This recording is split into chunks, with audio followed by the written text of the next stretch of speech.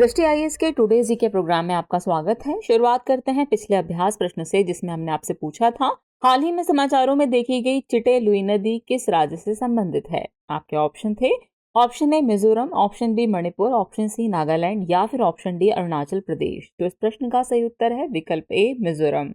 आप में से कई व्यूअर्स ने इस प्रश्न का एकदम ठीक जवाब दिया है। चलिए अब आगे की बात को एक्सप्लेनेशन से समझते हैं। हाल ही में चिटेलुई नदी अपने बिगड़ते पारिस्थितिकी तंत्र की वजह से सुर्खियों में रही। बता दें कि चिटेलुई नदी मिजोरम में आइजोल शहर के पूर्वी हिस्से में बहती है, इसलिए विकल्प ए सही है। ये 800 से 1000 मीटर की ऊंचाई पर जलोड़ घाटी से होकर गुजरती है। ये उत्तरी आइजोल में बावंग कावन रेंज से अपनी यात्रा शुरू करती है। ये शहर के दक्षिणी छोर पर तुइराइल नदी में शामिल होने से पहले पूर्वी आइजोल में लगभग 20 किलोमीटर तक बहती है। मिजोरम में पारंपरिक जल प्रबंधन के लिए काम कर रहे गैर लाभकारी संगठन जोरम रिसर्च फाउंडेशन ने 2007 में नदी को बचाने के लिए एक पहल शुरू की थी। तो वहीं मिजोरम सरकार द्वारा चिटेलुई जल प्रदूषण की रोकथाम और नियंत्रण अधिनियम 2018 बनाया गया, जो जानवरों के शवों, जैव चिकित्सा अपशिष्ट या किसी भी अपशिष्ट को इस नदी में फेंकने पर रोक लगाता है। इस तरह इस प्रश्न का सही उत्तर है विकल्प ए मिजोरम। चलिए शुरुआत करते हैं आज के एपिसोड की। तो आज के एपिसोड का पहला प्रश्न है, ग्लोबल डिजिटल पब्लिक इंफ्रास्ट्रक्चर यानी डीपीआई समिट का आयोजन किसके द्वारा किया जाता है। आपके ऑप्शन है वाणिज्य एवं उद्योग मंत्रालय, सूचना एवं प्रसारण मंत्रालय, संचार मंत्रालय या फिर इलेक्ट्रॉनिक्स एवं सूचना प्रौद्योगिकी मंत्रालय। तो इस प्रश्न का सही उत्तर है विकल्प डी इलेक्ट्रॉनिक्स एवं सूचना प्रौद्योगिकी मंत्रालय। हाल ही में G20 digital economy working group की तीसरी बैठक के साइड इवेंट के रूप में ग्लोबल डिजिटल पब्लिक इंफ्रास्ट्रक्चर यानी डीपीआई समिट का सफलतापूर्वक आयोजन किया गया। यह शिखर सम्मेलन 12 जून 2023 को इलेक्ट्रॉनिक्स और सूचना प्रौद्योगिकी मंत्रालय द्वारा महाराष्ट्र के पुणे में आयोजित किया गया था, इसलिए विकल्प डी सही है। इसमें 50 देशों के लगभग 150 विदेशी प्रतिनिधियों और 250 से अधिक अन्य प्रतिनिधियों ने व्यक्तिगत रूप से भाग लिया। इस दौरान भारत ने 4 देशों अर्मेनिया, सिएरा लियोन, सूरीनाम और एंटीगुआ एवं बारबुडा के साथ भारत स्टेक साझा करने पर समझौता ज्ञापन यानी MOU पर हस्ताक्षर किए। बताते चलें कि भारत स्टेक जनसंख्या के पैमाने पर लागू सफल डिजिटल समाधान है। इस तरह इस प्रश्न का सही उत्तर है विकल्प डी इलेक्ट्रॉनिक्स एवं सूचना प्रौद्योगिकी मंत्रालय। अगला प्रश्न है, हाल ही में किस वैक्सीन ने चिकुनगुनिया को रोकने के लिए मानव नैदानिक परीक्षण में 99% प्रतिरक्षा प्रतिक्रिया दिखाई है। आपके ऑप्शन है SCT-V01C, स्पाइकोजेन VLA1553 या फिर INO4800। तो इस प्रश्न का सही उत्तर है विकल्प सी VLA1553। हाल ही में वैज्ञानिकों ने VLA1553 वैक्सीन को चिकनगुनिया के लिए सुरक्षित पाया है, इसलिए विकल्प सी सही है। परीक्षण के दौरान इस एक खुराक वाले टीके से वायरल बीमारी के खिलाफ एक मजबूत प्रतिरक्षा प्रतिक्रिया उत्पन्न हुई। VLA1553 को फ्रांस की बायोटेक कंपनी वल्नेवा ने तैयार किया है। गौरतलब है कि चिकनगुनिया एक मच्छर जनित वायरस है जो समय समय पर पूरी दुनिया में फैल जाता है। इस वायरस से बुखार होता है जो कई बार जोड़ों के दर्द को अक्षम कर देता है। इससे पहली बार 1952 में तंजानिया में खोजा गया था। वर्तमान में इस वायरस के लिए न तो कोई टीका है और न ही कोई उपचार उपलब्ध है। इस तरह इस प्रश्न का सही उत्तर है विकल्प सी VLA1553। नेक्स्ट क्वेश्चन है, समान नागरिक संहिता का उल्लेख भारतीय संविधान के अंतर्गत किसमें मिलता है। आपके ऑप्शन है मौलिक अधिकार, प्रस्तावना, मौलिक कर्तव्य या फिर राज्य के नीति निदेशक तत्व। तो इस प्रश्न का सही उत्तर है विकल्प डी राज्य के नीति निदेशक तत्व। हाल ही में विधि आयोग ने आमजन और धार्मिक संगठनों से समान नागरिक संहिता पर विचार मांगते हुए नए सिरे से इस मुद्दे की जांच शुरू की है। बता दें कि समान नागरिक संहिता का अर्थ है भारत में रहने वाले हर नागरिक के लिए एक समान कानून होना, चाहे वह किसी भी धर्म या जाति का क्यों ना हो। दरअसल यह अनिवार्य रूप से देश के सभी नागरिकों के लिए व्यक्तिगत मामलों जैसे विवाह, तलाक, गोद लेने, विरासत और उत्तराधिकार में संबंधित कानूनों का एक सामान्य समूह है।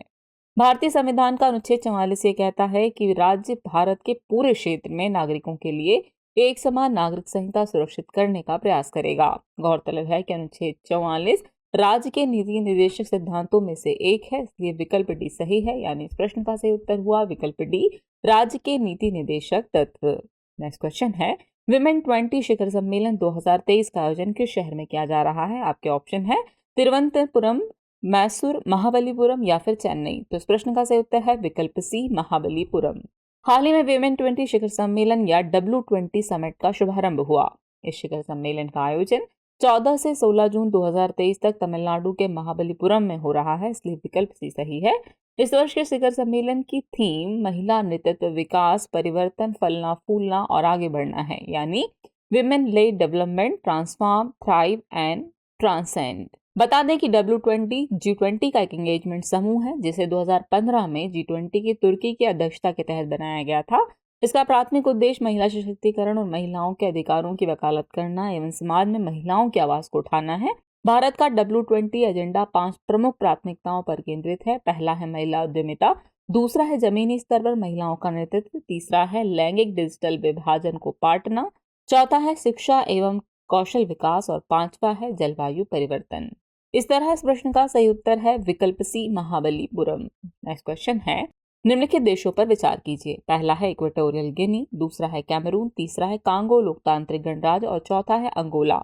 उपयुक्त में से किन देशों की सीमा गैबॉन से लगती है, आपको ये बताना है। आपके ऑप्शन है केवल 1 और 4, केवल 1 और 2, केवल 1, 2 और 3 और या फिर केवल 2 और 4। तो इस प्रश्न का सही उत्तर है विकल्प बी, केवल 1 और 2। हाल ही में केंद्रीय शिक्षा और कौशल विकास और उद्यमिता मंत्री ने नई दिल्ली में गैबॉन की पहली कृषि SEZ परियोजना को हरी झंडी दिखाई। ये परियोजना तकनीकी और ज्ञान भागीदार के रूप में सेंचुरियन विश्वविद्यालय के साथ AOM समूह द्वारा कार्यान्वित की जाएगी। इस कार्यक्रम के प्रथम चरण में ओडिशा के गजपति जिले के 30 किसान और 20 BSc, MSc, एग्री और BTech, MTech इंजीनियरिंग के छात्र कृषि SEZ के लिए कृषि तकनीकी और तकनीकी सलाहकार के रूप में एक साथ यात्रा करेंगे। गौरतलब है कि गैबॉन पश्चिमी मध्य अफ्रीका में स्थित एक देश है। ये उत्तर में इक्वेटोरियल गिनी एवं कैमरून, पूर्व तथा दक्षिण में कांगो गणराज्य और पश्चिम में अटलांटिक महासागर से घिरा हुआ है, इसलिए विकल्प बी सही है। यानी इस प्रश्न का सही उत्तर होगा विकल्प बी, केवल 1 और 2। चलिए अगला प्रश्न देखें। विशेष रूप से कमजोर जनजाति समूह यानी PVTGs के संबंध में निम्नलिखित कथनों पर विचार कीजिए। कथन 1 है ओडिशा में इनकी संख्या सबसे अधिक है। कथन 2 है इनका वर्गीकरण जनजाति मामलों के मंत्रालय द्वारा किया जाता है। और कथन 3 है सिद्धि गुजरात में एक PVTG है। उपयुक्त में से कितने कथन सही हैं, ये आपको बताना है। आपके ऑप्शन है केवल 1, केवल 2, सभी 3 या फिर कोई भी नहीं। तो इस प्रश्न का सही उत्तर है विकल्प बी, केवल 2 कथन ही सही है। आइए एक्सप्लेनेशन से आगे की बात को समझते हैं। हाल ही में केंद्रीय जनजाति मामलों के मंत्री ने कहा कि केंद्र सरकार 28 लाख विशेष रूप से कमजोर जनजाति समूह यानी कि PVTG समूह के लिए मानव विकास सूचकांक तैयार करने पर विचार कर रही है। विशेष रूप से कमजोर जनजाति समूह या PVTG अनुसूचित जनजाति का एक उपवर्गीकरण है जिसमें अनुसूचित जनजाति की तुलना में अधिक संवेदनशील जनजातियां शामिल है। 1973 में ढेबर आयोग ने अति संवेदनशील जनजातियों के लिए आदिम जनजाति समूह यानी PTG के रूप में एक अलग श्रेणी बनाई थी। 2006 में भारत सरकार ने PTG का नाम बदलकर PVTG यानी विशेष रूप से कमजोर जनजाति समूह कर दिया। 1975 में सरकार ने PVTG नामक एक अलग श्रेणी के रूप में सबसे कमजोर जनजाति समूह की पहचान करने की पहल की और ऐसे 52 समूहों की घोषणा की। 1993 में 23 और समूहों को PVTG श्रेणी में जोड़ा गया जिससे भारत में 75 PVTG समूह हो गए। 75 सूचीबद्ध PVTGs में से सबसे अधिक PVTG की संख्या ओडिशा में पाई जाती है, इसलिए कथन 1 सही है। इनका वर्गीकरण गृह मंत्रालय द्वारा किया जाता है, न कि जनजाति मामलों के मंत्रालय द्वारा, इसलिए कथन 2 सही नहीं है। गुजरात की सिद्धि जनजाति को भी PVTG के रूप में वर्गीकृत किया गया है, इसलिए कथन 3 सही है। इस प्रकार केवल 2 कथन ही सही है, यानी इस प्रश्न का सही उत्तर है विकल्प बी, केवल 2 कथन ही सही है। चलिए अगला प्रश्न देखें। निम्नलिखित में से कौन सा बैक्टीरियल इन्फेक्शन संक्रमित जानवरों के मूत्र से दूषित पानी या मिट्टी के संपर्क के माध्यम से मनुष्यों में फैलता है? आपके ऑप्शन है मलेरिया, तपेदिक, लेप्टोस्पाइरोसिस या फिर डेंगू। तो इस प्रश्न का सही उत्तर है विकल्प सी, लेप्टोस्पाइरोसिस। हाल ही में अध्ययनों से पता चला है कि भारत के भीतर दक्षिणी क्षेत्र में लेप्टोस्पाइरोसिस अधिक आम है। आपको बता दें कि लेप्टोस्पाइरोसिस एक संभावित घातक जूनोटिक जीवाणु रोग है जो भारी वर्षा या बाढ़ के बाद बड़े पैमाने पर फैल जाता है। ये रोग लेप्टोस्पाइरा इंट्रोगेंस नामक जीवाणु के कारण होता है। इस रोग के वाहक जंगली या घरेलू जानवर हो सकते हैं जिनमें कृंतक, मवेशी, सुअर और कुत्ते आदि शामिल हैं। इस रोग के संचरण का चक्र आमतौर पर संक्रमित जानवरों के मूत्र में लेप्टोस्पाइरा के छींटे से शुरू होता है। इस संक्रमण की गंभीरता हल्के फ्लू जैसी बीमारी से लेकर जानलेवा होने तक होती है, इसलिए विकल्प सी सही है। यानी इस प्रश्न का सही उत्तर है विकल्प सी, लेप्टोस्पाइरोसिस।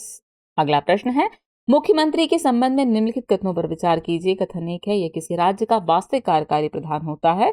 कथन 2 है, कार्यकाल निश्चित नहीं होता है। और कथन 3 है, एक व्यक्ति जो राज्य विधानमंडल का सदस्य नहीं है उसे 6 महीने के लिए मुख्यमंत्री के रूप में नियुक्त किया जा सकता है। उपयुक्त में से कितने कथन सही हैं, ये आपको बताना है।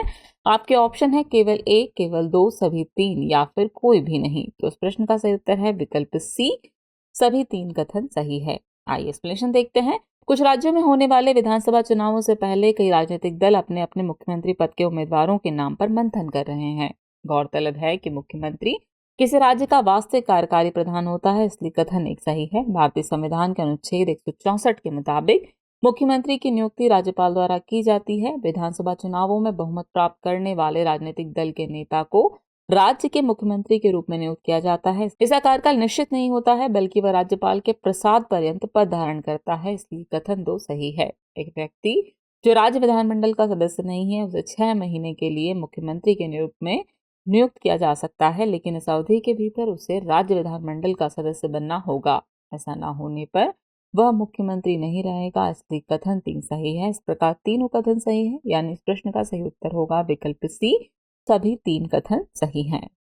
चलिए अब हम पहुंच गए एपिसोड के अंतिम प्रश्न पर। तो एपिसोड का अंतिम प्रश्न है, हाल ही में समाचारों में देखा गया अग्नि प्राइम 1 है।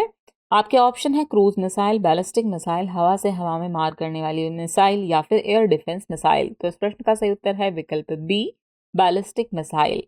हाल ही में रक्षा अनुसंधान और विकास संगठन यानी DRDO द्वारा ओडिशा के तट पर डॉक्टर APJ अब्दुल कलाम द्वीप से बैलिस्टिक मिसाइल अग्नि प्राइम का परीक्षण किया गया। मिसाइल के 3 सफल विकास परीक्षणों के बाद ये पहला प्री इंडक्शन नाइट लॉन्च है। आपको बता दें कि अग्नि प्राइम मिसाइल एकीकृत निर्देशित मिसाइल विकास कार्यक्रम के तहत अग्नि श्रेणी का एक नई पीढ़ी का उन्नत संस्करण है। ये मिसाइल 2000 किलोमीटर की दूरी तक किसी भी लक्ष्य को मार गिराने की क्षमता रखती है, इसलिए विकल्प बी सही है, यानी इस प्रश्न का सही उत्तर होगा विकल्प बी, बैलिस्टिक मिसाइल। चलिए अब नोट कर लीजिए आज के एपिसोड का अभ्यास प्रश्न। हाल ही में समाचारों में देखा गया कि लाउआ ज्वालामुखी कहाँ स्थित है, आपको ये बताना है। आपके ऑप्शन है, option A Micronesia, option B Indonesia, option C Australia या फिर ऑप्शन डी हवाई। तो व्यूअर्स इस प्रश्न का जवाब कमेंट बॉक्स में देना न भूलें। जल्दी मिलते हैं नए एपिसोड में किसी और नए नए सवालों और नए नए जवाबों के साथ। तब तक के लिए शुक्रिया।